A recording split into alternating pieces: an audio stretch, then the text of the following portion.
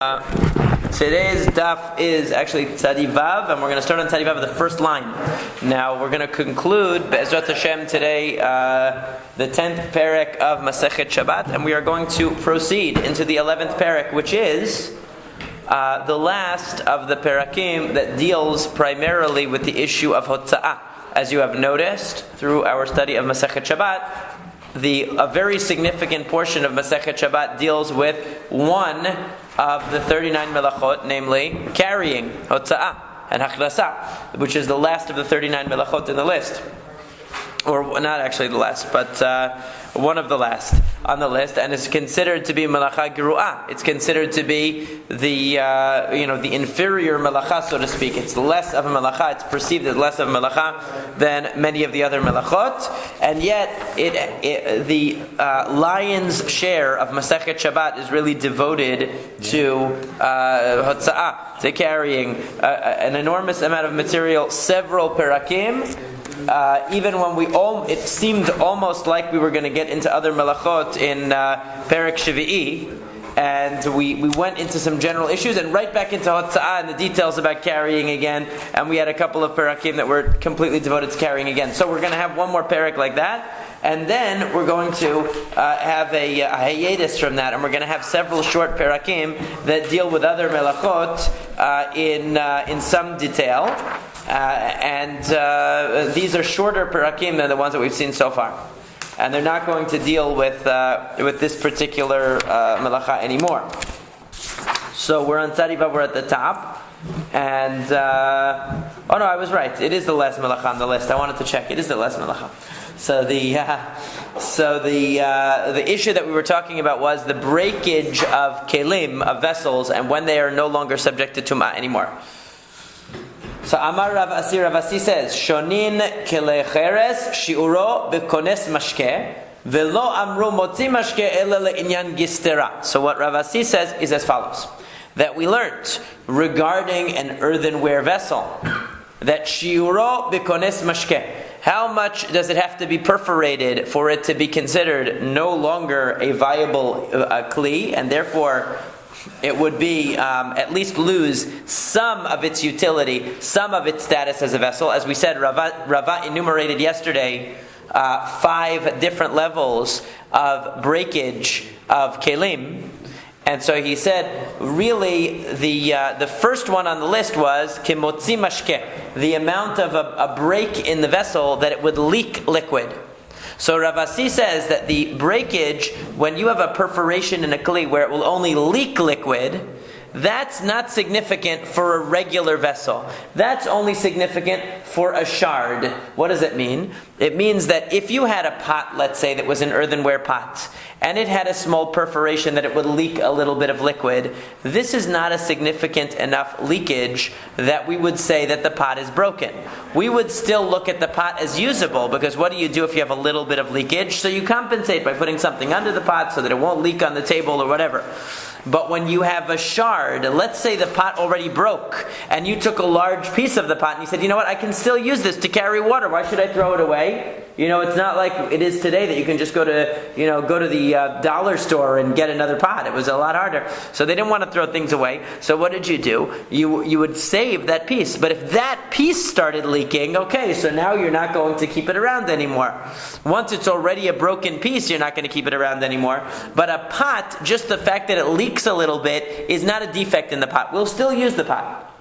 So the Gemara says, what's the reason? Amar Mar Zutra Bred Rav Nachman. Mar Zutra, the son of Rav Nachman, said, because once you're already dealing with a shard, you're not going to bring a shard for a shard, which means to say that if you have a pot that's intact in all other ways, and it just leaks a little bit of liquid, you might not discard it because of that. So we're not going to consider that really a flaw in the pot of any significance. But if it's already a broken piece from a pot, and it starts leaking, you're not going to keep that around. You're just going to throw it away. You're not going to compensate for a broken piece by putting another broken piece under it. So therefore, if you're dealing with a broken piece already, and as we said yesterday, Rava said that a broken shard, if it contains water, it's still being used to contain water, it's still a viable utensil.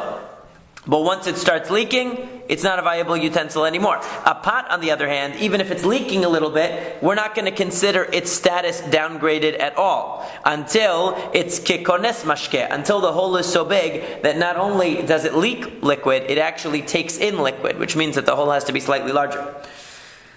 So now Amar Ula said, that there were two Amoraim in the west, meaning in the land of Israel, who had an argument. And incidentally, the Mefarshim here, the commentaries, kind of go a little bit crazy trying to determine what are they talking about. What is the issue that they're arguing about? So Rashi says here that what are they arguing about? The topic of the argument is, what is the size of a hole in a vessel that would make it considered attached to the ground? Because remember yesterday we talked about there are different gradations in the breakage of these vessels, and one of the issues that comes up when we talk about broken vessels is if you have a potted plant and the potted plant is on the ground, is it considered to be at one with the ground or separate from the ground? So if there's a hole in the pot, we might sometimes consider it attached to the ground. The question is, how big does the hole have to be? So Rashi says that's the issue at hand here. They're arguing about how large does the hole have to be to make it considered that this pot is attached to the ground. Regardless where the hole is? Let's assume, just to make it simple, that it's talking about when it's on the bottom. But it seems like everybody agrees that even if it's on the side, it would be the same. Okay, except Rabbi Shimon, perhaps not, but everybody else.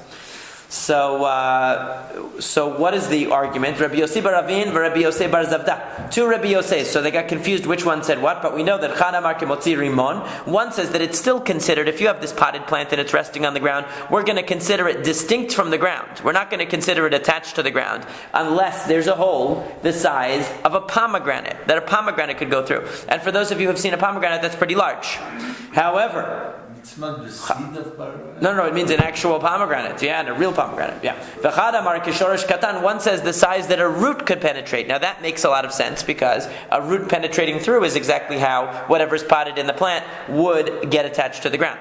Now, and in fact, that was what Rava said before. Rava, in yesterday's Gemara, said that when there's a hole in the pot, the size that a root could penetrate through, that's when it's considered to be attached to the ground. It's not considered to be a potted plant anymore. It's considered to be a plant that's attached to the ground. Now, so this is how Rashi interprets it.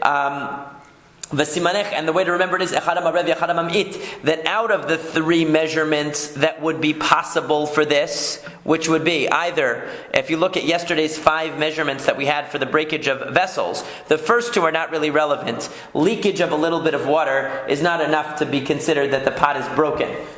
For this purpose, nor is absorption of a little bit of water. So the 3 contenders for the measurement are either a hole the size that a root could break through, a hole the size that an olive could go through, or a hole the size that a pomegranate could go through. So what they're saying is echad ha'marbev echad ha'mam'it. The largest and the smallest measure were the ones that were argued. In other words, one of the rabbis said that the measurement is the size that a root could go through.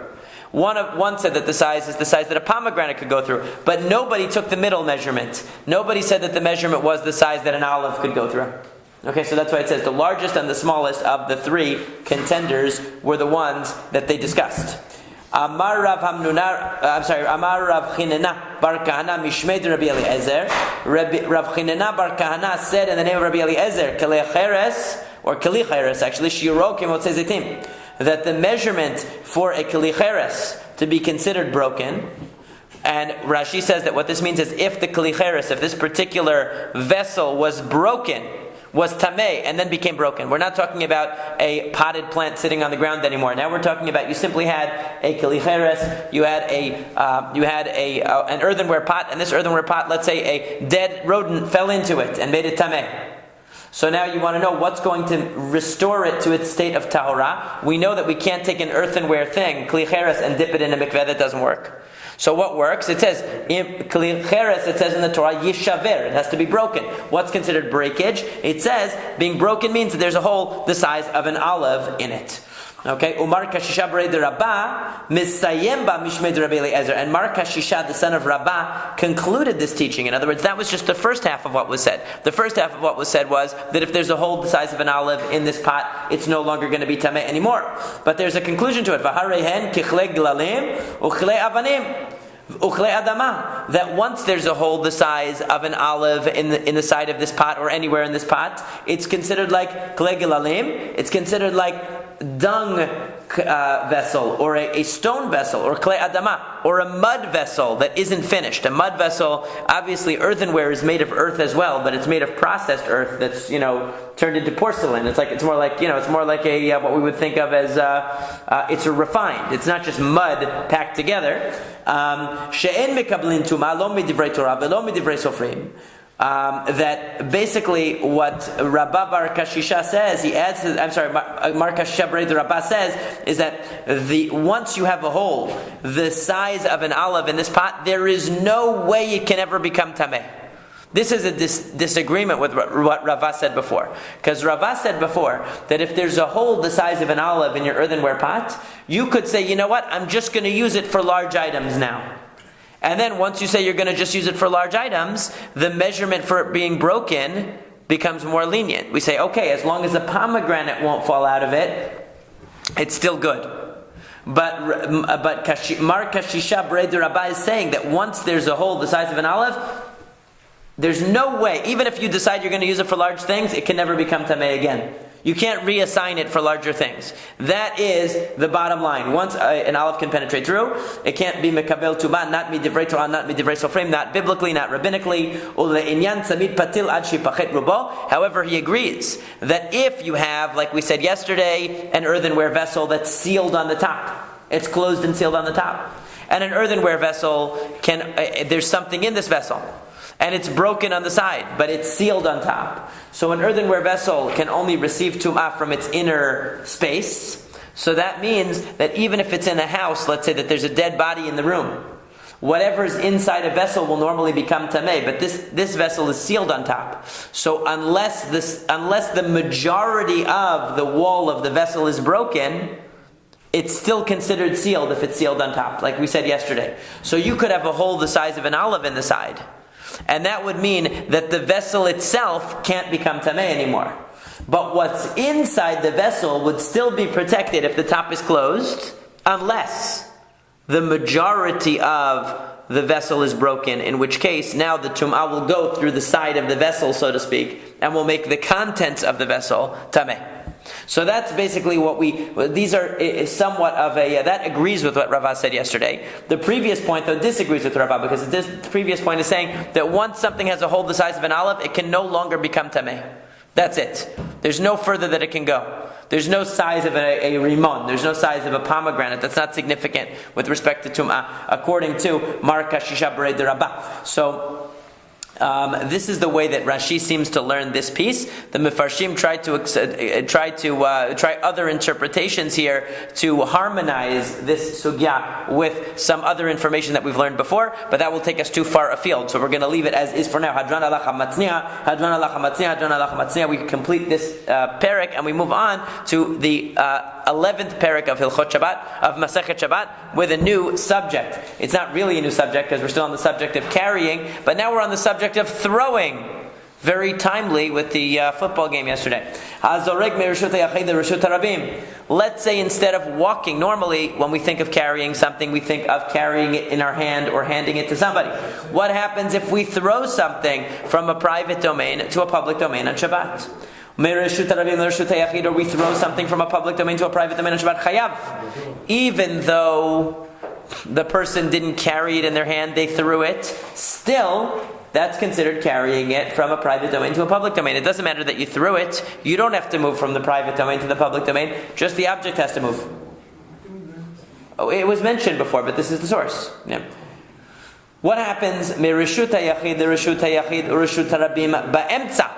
What happens if you're standing in a private domain? Let's say, for example, you're standing in your house. You're in a balcony. Your house has a balcony, okay? And across the street, your friend also has a balcony.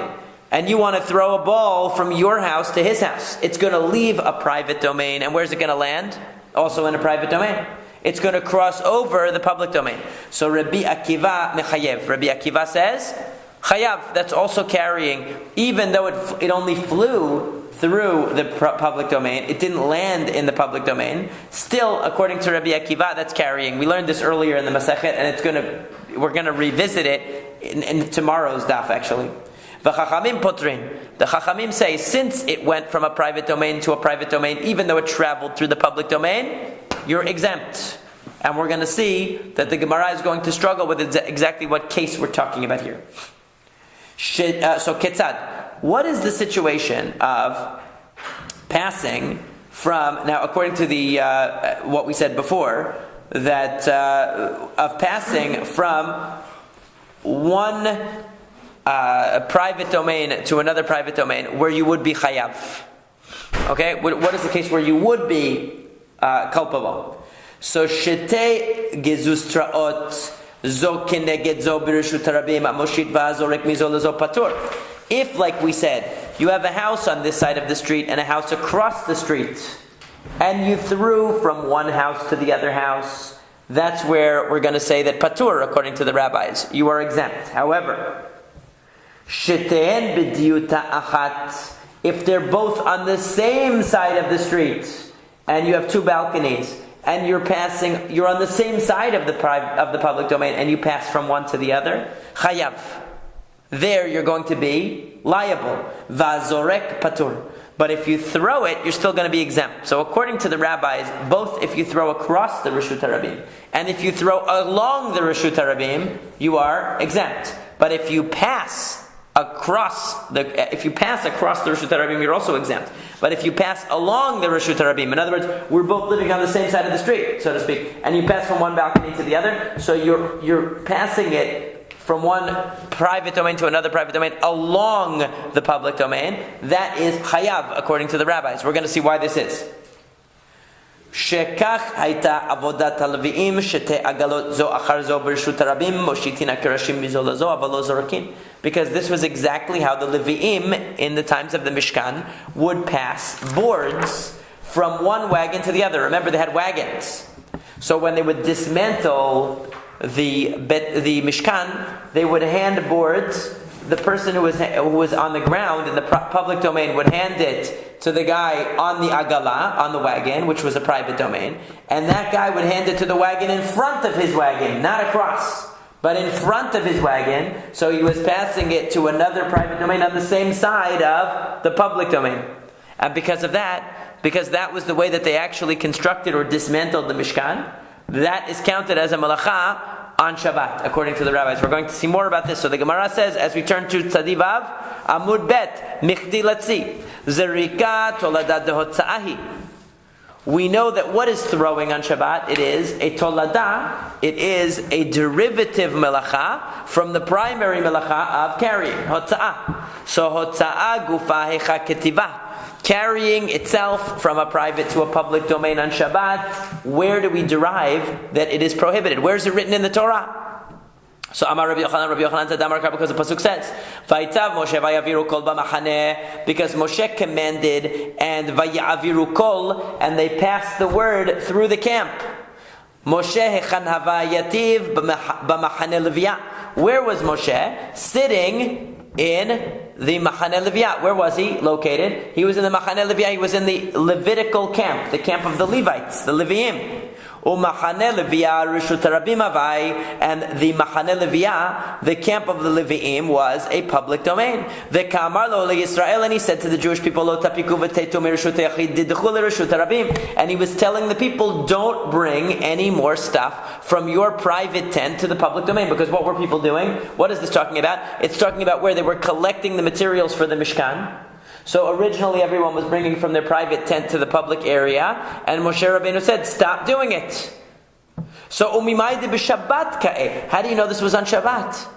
That he was telling them not to bring it. Dilma b'chol ka'eh. Maybe it was a weekday, umishum d'shalim ala melacha, and maybe it was because there was no more need for any more material. Kidichtiv v'ham melacha hayeta dayam. Because it says the melacha was complete. Maybe that was why. They had enough. They didn't need any more.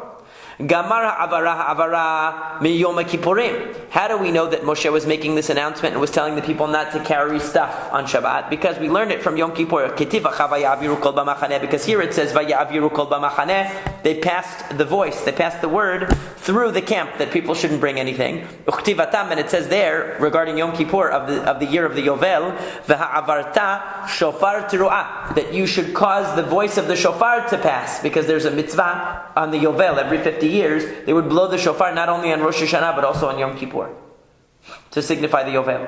So malehalan biyom asur afkan biyom asur. Just like when it talks about when it uses the word v'ha'avarta, you should pass the voice of the shofar throughout the land. In Yovel, it's talking about a day that's prohibited in melacha. So to here, when it says vaya'aviru kol b'machaneh, the same language of pass the voice through the camp, it means on Shabbat, that it happened on Shabbat.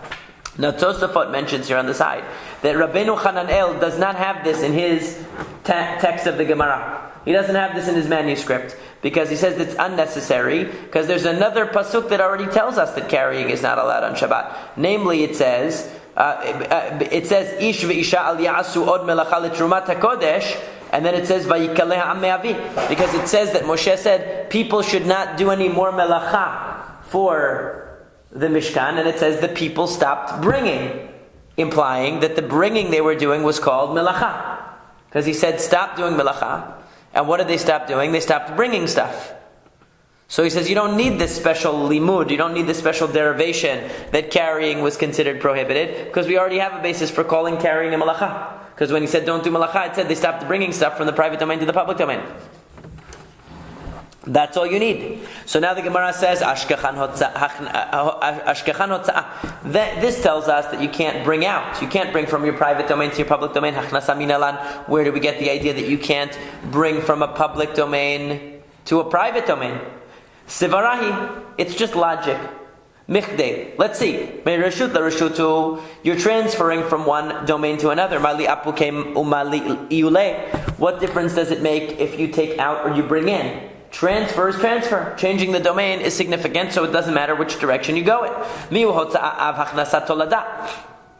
So, but still we count hotza'ah, carrying out from a private to a public domain, we count that as an av melacha, a primary melacha. And we count bringing from a public domain to a private domain as a tolada, as a derivative melacha. Umichti, and let's see. Aha mechayev ve'aha mechayev. Both of them are equally prohibited on Shabbat. Amai karei lahai av v'amai karei lahai tolada. Why do we call one the av and one the tolada? Why do we call one the primary and one the derivative if you're saying basically they're the same thing? So why are they classified differently? Not just that, but we're calling it hotza'ah, which comes from take out, not right. Taking it in. Right. Otherwise, they would have used the term Hachnasa or ha'avara. Ha'avara would be transfer. So nafkamina, what's the difference? The avid shete avot bahadei hadadei inami shete toladot bahadei hadadei mechayev tartei. The avid av tolada didei lo mechayev elachada. That the basic halachic difference between av and tolada is if you do two avot melachot. In other words, you forgot that two avot were prohibited. Because remember, if you forget it's Shabbat, everything is subsumed under one mistake. But you forgot two different melachot and you did them, then you're obligated for each one. If you forgot an av and you forgot a tolada of that same av, and you did both of them, they're subsumed under one mistake, even though they're both prohibited in their own right. Okay, so here, let's say you forgot carrying out was prohibited, and you forgot carrying in was prohibited. And you did both of them, you would only be chayav one, according to this. Okay. However, Rabbi Eliezer the mechayev tolada b'mkom av. What about Rabbi Eliezer? According to Rabbi Eliezer, there's actually literally no difference. Even if you forgot the av and you forgot its tolada, you forgot the primary labor and you forgot its own derivative labor, and you did both of them, you'd still be liable for both. He doesn't make the liability any more relaxed as a result of the fact that one is primary and one is derivative. He doesn't care. So amai karu la'av v'amai karu la'tolada. So why then do we classify some melachot as av and some tolada? This is really a general question, not just about hotzah and hachnasa, but it could be applied to all of them. And in fact, in Masekhet Bava Kama, in the very first daf of Masekhet Bava Kama, this question is asked about avot as well. Avot and Toladot, and this question about Hilchot Shabbat is asked on Rabbi Eliezer. According to him, why do you need Avot and Toladot? So the answer is that he says, Hach de havai b'mishkan chashiva kare la'av. Hach de la havai b'mishkan chashiva lo kare la'av. That the one that's in the Mishkan is called Av, and the one that's not in the Mishkan is not called an Av. Now, there are two different versions of this text that Tosafot brings. One is like we have here, that the one that's in the Mishkan, Chashiva, is considered important because it's done in the Mishkan, and therefore is called an Av. And the one that's not done in the Mishkan, and is therefore considered less important, and is not counted as an Av. But there's another version that says, Hach dahavai b'mishkan v'chashiva.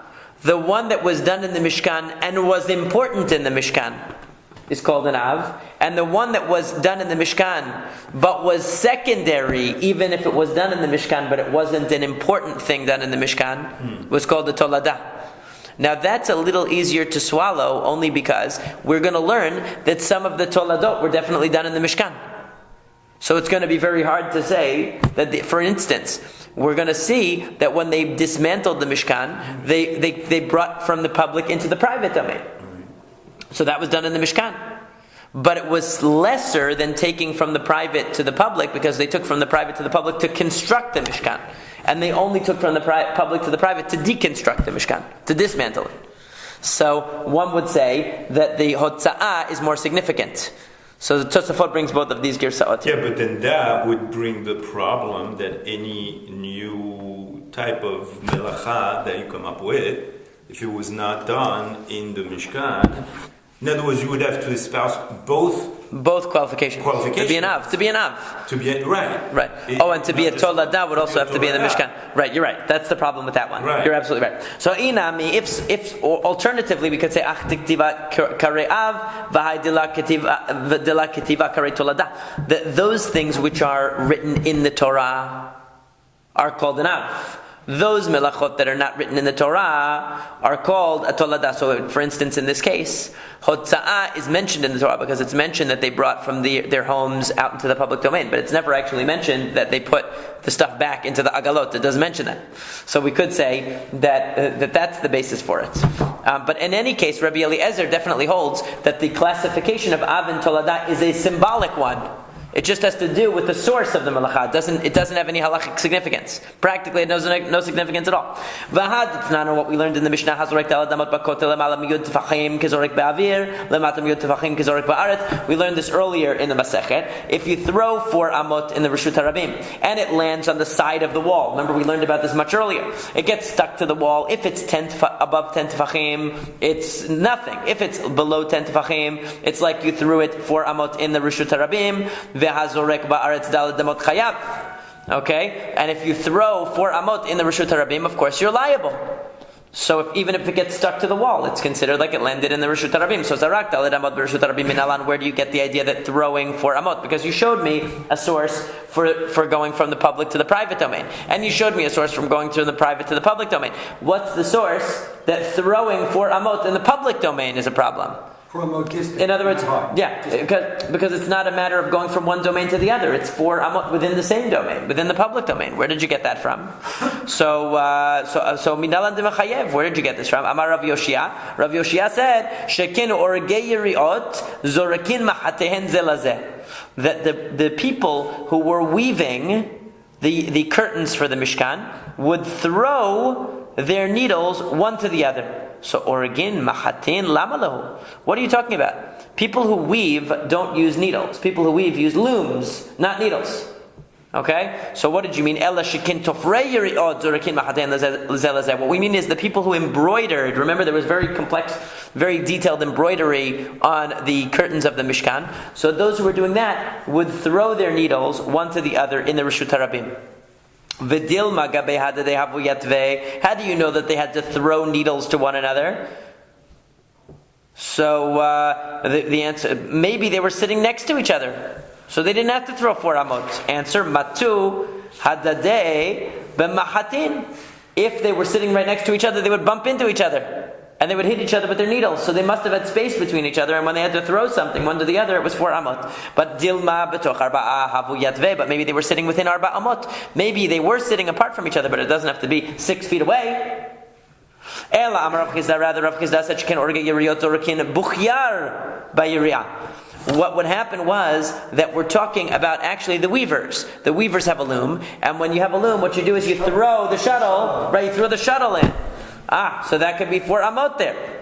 So that was the distance that would travel. So you see that they're throwing the shuttle across. V'halo ogdo biyado, but the problem is that you're still holding the other side of the string. So it's not really similar to throwing in the Reshut Harabim, because when you throw in the Reshut Harabim, you let go of the object. You don't hold the other end. And when you're weaving, you hold the other end. It's held. You're holding onto it. Banischabatra. Maybe we're talking about the very last throwing of the shuttle. The very last throwing of the shuttle, you don't hold on to it because that's going to be the last one. So you're not holding on to it to retrace it back for the next one. So the Gemara says, "V'habimkom patur ka'azla." But still, if you look at the way a loom is structured, there's 2 levels of it. And actually, when the shuttle passes through, it's passing through the small area between them. So it's really not the Reshut Harabim. It's really what's called a Makom Petur. It's really what's called a Makom Petur. It's really a parav area. It's a neutral area. It's not a Reshut Harabim, and you can't count it. So what are we going to do now? So we're going to say like this: Ela shekin or geyiri odzorkin buchiyar l'sholehen. Maybe what happened was they would throw their shuttle to their friend who needed to borrow one. Okay, so we're not talking about in the weaving process, but we're talking about handing it from one to the other. But again, we have the question, maybe they were sitting next to each other. But then you'd have the problem that they're going to bump into each other when they're working on when they're tying, when they're pulling the string tight, they're going to bang into each other's face. No, but maybe it's just that they were staggered. In other words, you still can't prove that they were they weren't right next to each other, because when they're going to pull the string, they're going to bang into the person next to them. That's for sure. But maybe you don't have to say that they were 4 amot away from each other. It could be that they staggered their seating in such a way that they were not in each other's faces. And furthermore, who says they were lending each other needles anyway? We learned in a Braita, Ludar taught, it says each person was working on their own melacha. Who oseh which oseh? He was only doing his own melacha. Nobody was working on somebody else's melacha, and in other words, everyone was equipped to do their own job. Nobody was lending to one another.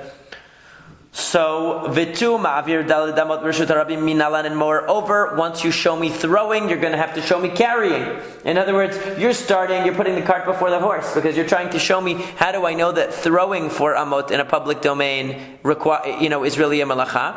Then you're going to have to show me where they carried something 4 amot in the public domain. So what about that? So the mechayev ela kol daled amot reshut harabim gemara gemirela. Rather, what we say is, this is a halacha Moshe Sinai. This is simply an oral tradition. There is no specific basis for it in Masekhet HaMishkan. There's no specific basis for it in the way that the Mishkan was constructed, that throwing or carrying 4 amot in the Reshut Harabim is considered a melacha. Rather, we say that this is a oral tradition going back to Moshe Rabbeinu, that it is. So that they see that in a couple places in the Gemara, when they say that, does that mean that it's a chok? Or does that mean that they have not found the cross-reference? It just means they have. It means that. They have lost. It means, as far as I know, of what the cross-reference. It could be. The Torah is. There are 2 possibilities. One possibility is that there was originally a source and they couldn't figure out what it was, but they know that it's true.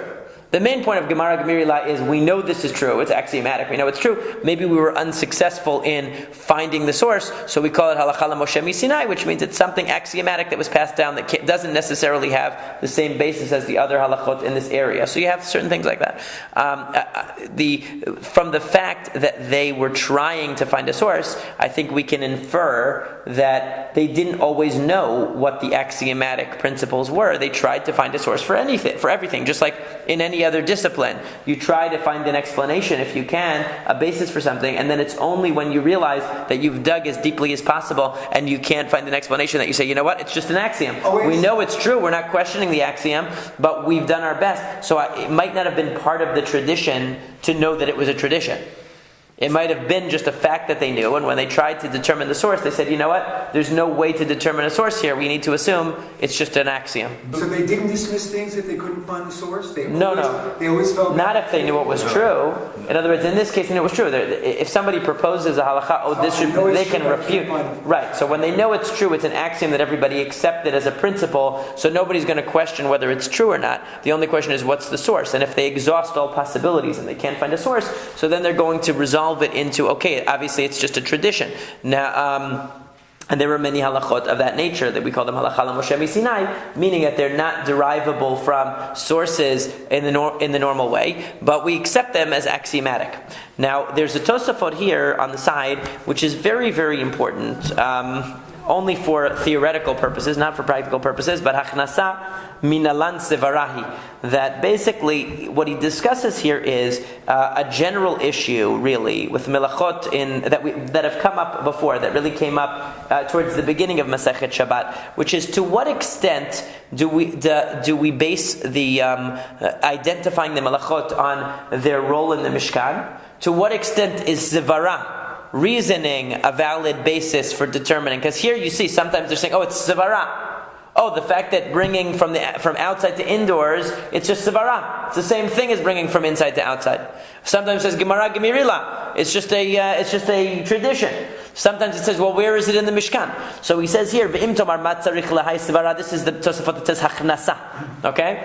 Why do you need a svara kevan dahavat b'mishkan? Why do we ask? You just told me that we know that hachnasa was done in the Mishkan. Bringing from the public to the private was done in the Mishkan because they brought from the public onto the agalot, onto the wagons. So why do I need a svara here? It was already in the Mishkan because we said, Heim he'elu krashim la'agala, ta b'samuch mashma gabe zrika, dimaita b'mishkan, hava atel shapir. Because it seems from the Gemara that if we had a basis in the Mishkan, we don't need svara. In other words, we don't have to have a logical reason for saying that throwing is the same as carrying. If we have a basis in the Mishkan, so too we shouldn't have to have a logical basis for saying that bringing in is the same as bringing out if it's in the Mishkan. So Tosafot says, "V'yesh lomar de bezrika nami ikasvara mali al yedei hotza'a mali al yedei zrika." He says that, you know what? The basis for everything is logical svara. The first step is it has to make sense. It has to seem like a derivative of the primary melacha. And then, ve'ilo havat nami b'mishkan lo hava mechayivinan ala misvara lefishe melacha groahi. He says that it's particular to the melacha of hotza'ah. Because carrying is a precarious melacha, it's a tenuous type of melacha, it is a very abstract melacha, transferring. It's very abstract. So therefore, we need two things. First of all, it needs to have a sivara behind it. We need to say that there's a reason to compare throwing to carrying. There's a reason to compare bringing in to bringing out. And then, if we can find a basis in the Mishkan, we're satisfied that it's a bona fide example of carrying. But with carrying, we need two justifications in every case. We need reasoning, and we need a basis in the Mishkan. And that's why the Gemara here is struggling to find the basis in the Mishkan. And in the end, it has to say, Gemara Gemirila, we're not able to find the basis in the Mishkan, but we have to accept it as a tradition. Right. In other words, okay? At the end, we still have at the end, we didn't. Right. We still have to accept because it's a source that it's a reliable source, and they know it's the case, but they just don't know why. They don't know why. Now, what's interesting here that Rabbi Akiva Eger points you to something which, if you were keeping score and looking at all of the Tosafot, if we were doing them along the way, we would have noticed a problem, which is on the very first Amud of the very first Daf Bet. Tosafot, he just gives you the citation here, but if you look there, he deals with the same question and he gives a different answer, or what would seem like a different answer. Because there he seems to say that really Sivara is primary. And really you don't need a basis in the Mishkan. He says, you know what, without the basis in the Mishkan, the Sivara would be enough. And why do you need Sivara? Because there's a case that isn't comparable to the way that it was done in the Mishkan. Because in the Mishkan, the person was standing in the public domain and put it in the private domain. Whereas the Mishnah, the very first Mishnah of the Masekhet, starts with a case where the person is standing in the private domain and brings it into the private domain. from the public into the private domain, but he is standing in the domain, the private domain. So there's no case like that in the Mishkan. So therefore you need the svara to show you that even that case where you're standing and you're bringing into yourself from the public domain is also counted. And once you have the svara, really you don't need the Mishkan anymore. And therefore you don't need the basis in the Mishkan. So it's somewhat of a contradiction, it would seem, between the two explanations of Tosafot. And the Achronim say that there's a little bit of, there are two different ideas behind these two different Tosafot commentaries, that they're not necessarily the same view. Because remember, Tosafot was written by different people and different schools. So sometimes you hear one voice and sometimes you hear another voice. So there are two different possibilities. One is that really Svara is primary, and having it in the Mishkan is not as necessary once you find a Svara. And the other one is that you need both. You need Svara and you also need a basis in the Mishkan. The next Tosafot of the Rabbi Eliezer D'Mechayav Toladav B'Makom Av, Amai Karela Av, is also very interesting because he says that even according to Rabbi Eliezer, who says there's no practical difference between an Av and a Toladah, there still could be a difference, which is when you give Hatra'ah. If you were to warn somebody not to violate Shabbat, what do you have to warn them on? You have to warn them on what they're doing, right? The act and the consequence. So if they're doing a Toladah, you have to tell them what Toladah they're doing.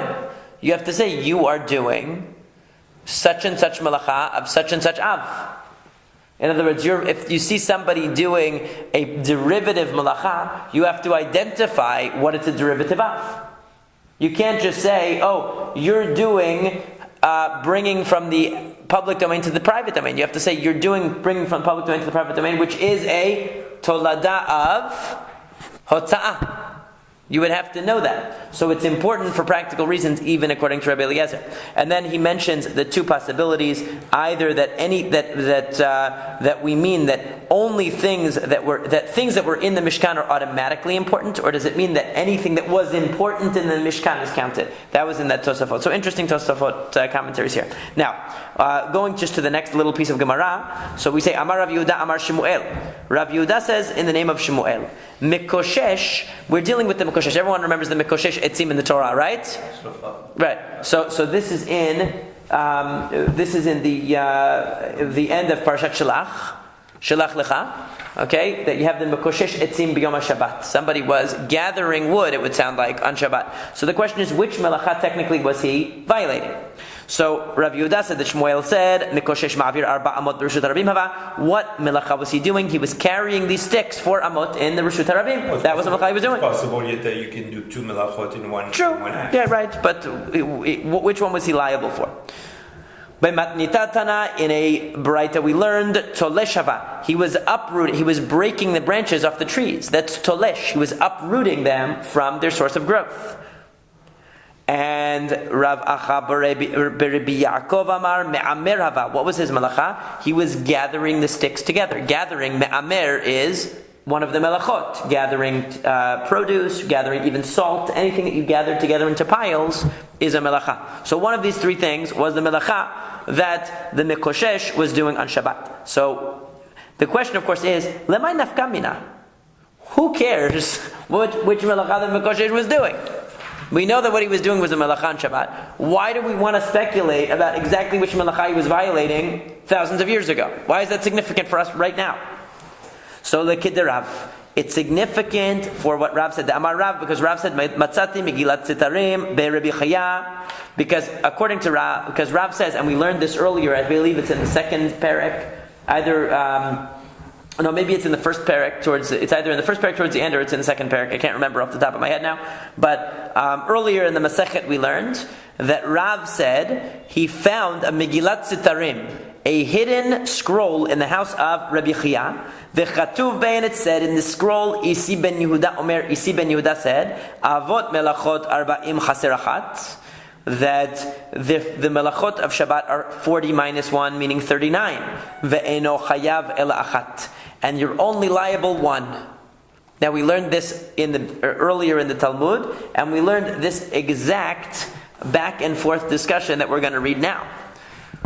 Achat v'tulo. What do you mean you're only liable for one? How can you say you're only liable for one? V'tanan, we learned in the Mishnah, Avot melachot arba'im chaser achat v'avinan ba'midyan alamali, because we asked already on the Mishnah. The Mishnah said in the 7th perek that the melachot are 39, and we asked why do we need the number? Because we said that if a person did them behelem echad, that if a person did forgot all the various melachot and did all of them, that he's not liable only one, but he's liable 39.